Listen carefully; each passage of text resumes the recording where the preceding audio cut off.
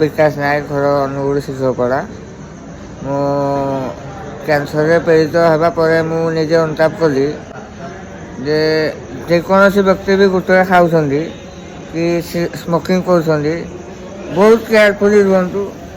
ଆଉ ସେ ଜିନିଷଟା ଭଲ ନୁହଁ। ଆଉ ଆପଣ ଜାଣୁଛନ୍ତି କ୍ୟାନ୍ସରର କିଛି ଇଲାଜ ନାହିଁ, କେବଳ ଅପରେସନ୍ ଛଡ଼ା।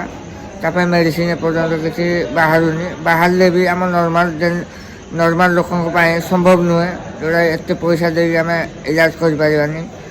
ଆଉ ଆପଣମାନଙ୍କୁ ଏତିକି କହୁଛି ଯେ ଗୁଟଖା, ସ୍ମୋକିଂ, ଡ୍ରିଙ୍କିଂ ବହୁତ କମ୍ କରିଦିଅନ୍ତୁ। ଯଦି ବି ଖାଉଛନ୍ତି 2ଟା ଗୁଟଖା, ତାକୁ କମ୍ କରିଦିଅନ୍ତୁ, ଯେଉଁଟାକି ଆପଣଙ୍କ ଜୀବନ ପ୍ରତି କେବେ ବିପଦ ଆସିବନି। ଏମିତି ବିପଦ ଆସିବ, ସମୟ ଆସିବ, ଆପଣଙ୍କ ଦେହ ତ କ୍ଷତି ହେବ, ପରିବାରରେ ଅଶାନ୍ତି ହେବ, ପରିବାର ଛିନ୍ନ ଛିନ୍ନ ହେଇଯିବ, ଧନ ସମ୍ପତ୍ତି ସବୁ ଯିବ।